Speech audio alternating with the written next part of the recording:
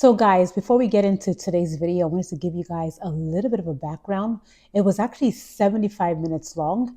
I didn't want to lose any of the integrity with the practice, which is 1,000-year-old Chinese method of healing. It was very in-depth, really profound. So I only had to condense about 16 to 20 minutes in 75 minutes.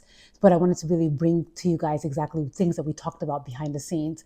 For instance, like she was able to like look at my tongue, take a picture of my tongue, and she was able to see exactly like places where I need more help in. If I have like inflammation that's going on, she was able to tell exactly the inflammation due to my psoriasis or my scalp issues that's due to what's happening in my body.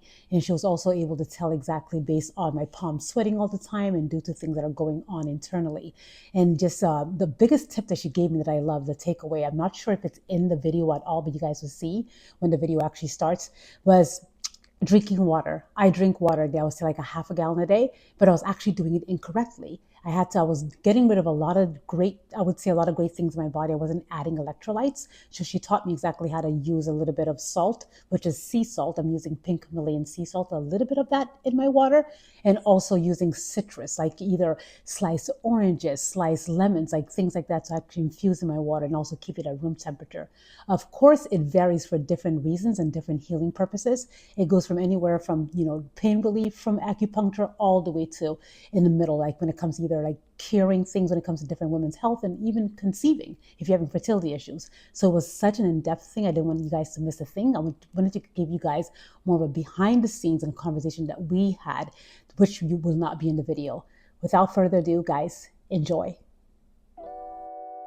Hi guys, welcome back to my channel. This is part 2 of different ways to get healthy. Today, it's all about acupuncture, a 1,000-year-old Chinese healing method.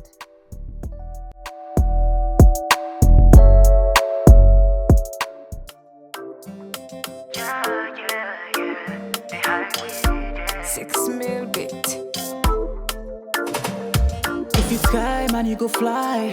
Cause there's no smile on the rise. Get your eyes on the prize. Hi guys, welcome back to my channel. I'm Finda, your empowered guide in wellness. It's been a while since I've actually done any kind of footage, but I've been working on so much awesome things. You guys will see October is going to be an amazing month.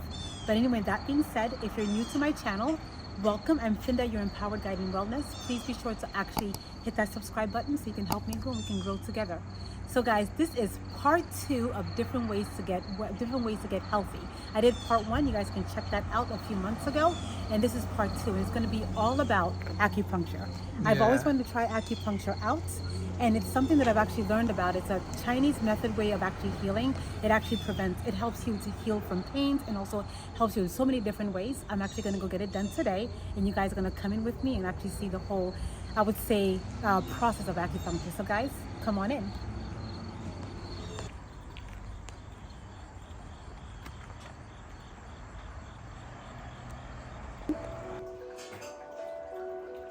Maybe.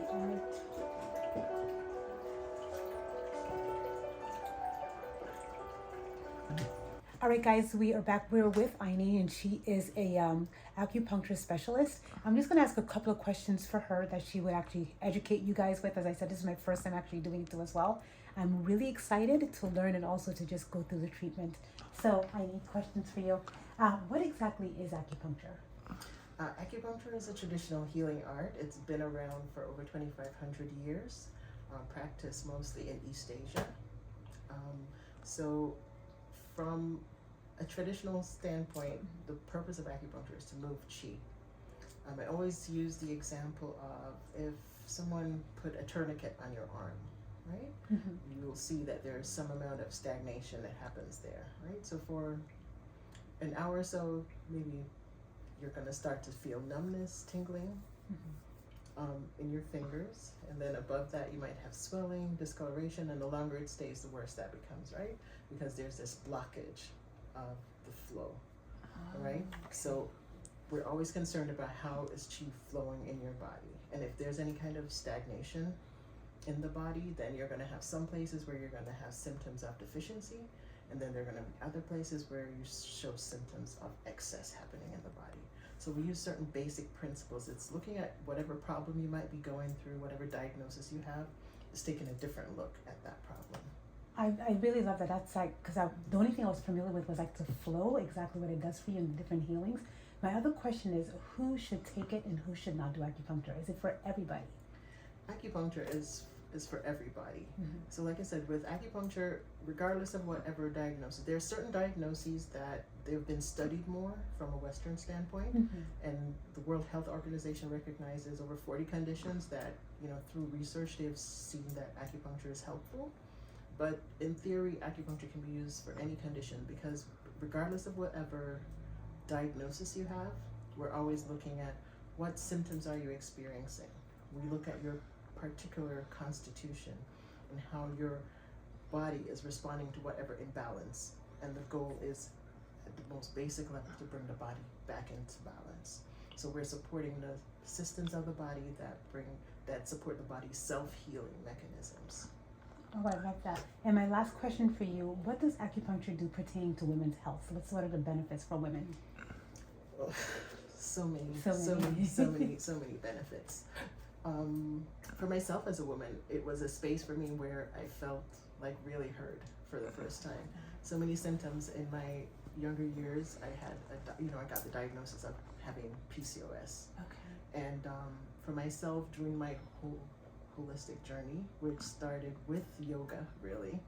I remember I had a family member who he was my godfather, who had a heart attack when he was like in his 50s.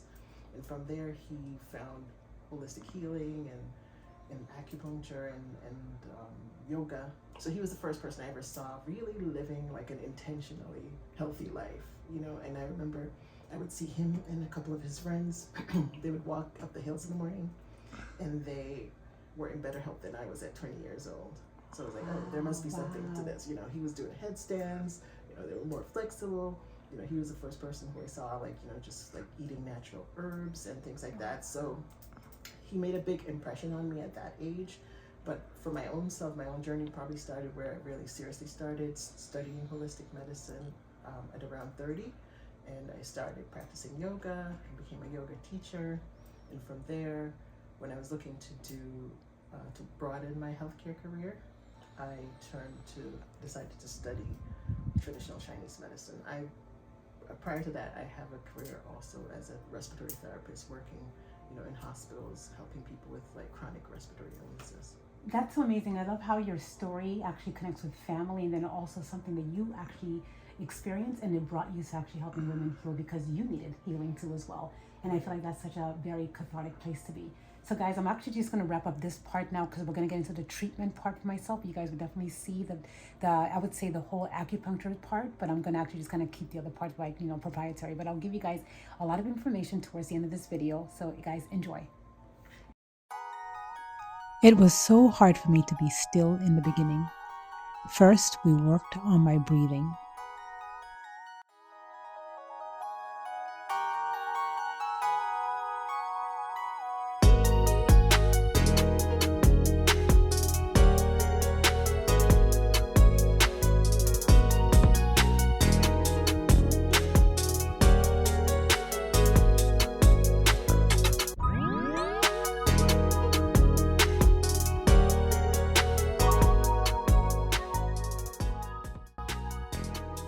As someone who's really scared of needles, she talked me through it, and the breathing technique helped.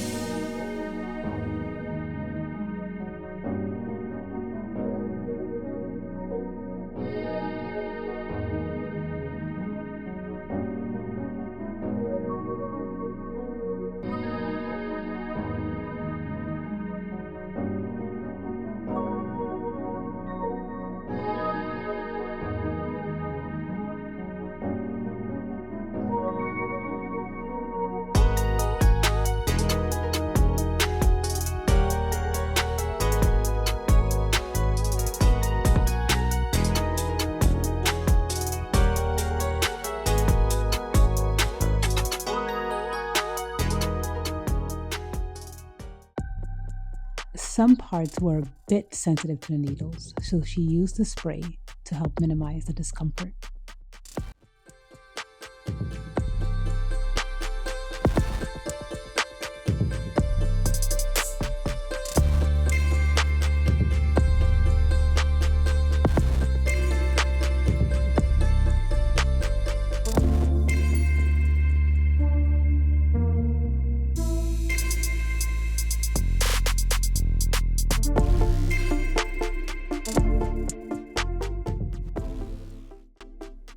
Before my appointment, she sent me a lot of information to help educate me that put my mind at ease.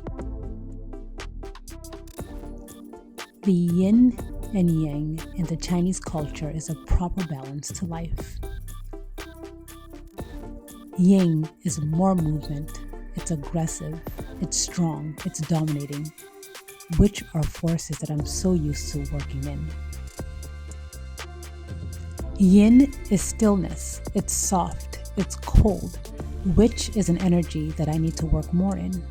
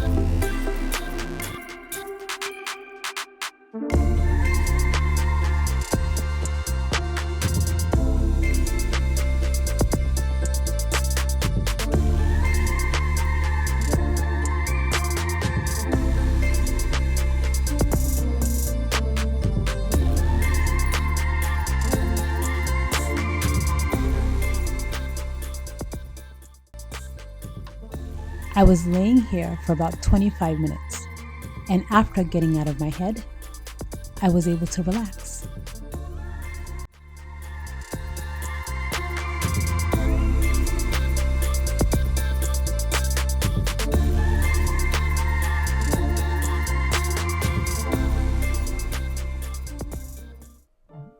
Okay, that was quite the experience. It's hard for me to relax, but I really found myself relaxing.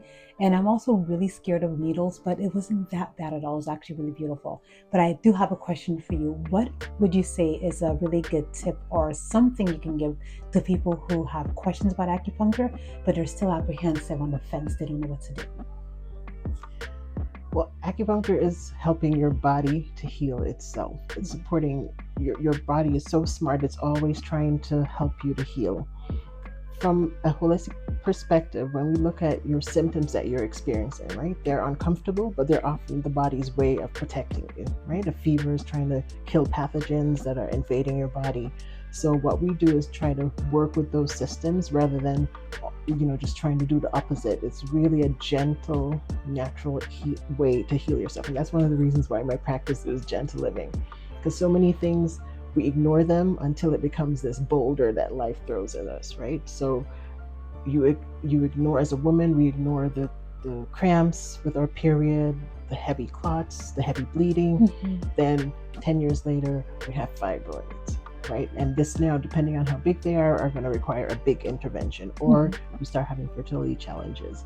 And then at that point, it becomes this expensive intervention to do fertility treatments. So even, I feel like as a woman, in this practice where we focus on women's health, your menstrual cycle is like your fifth vital sign.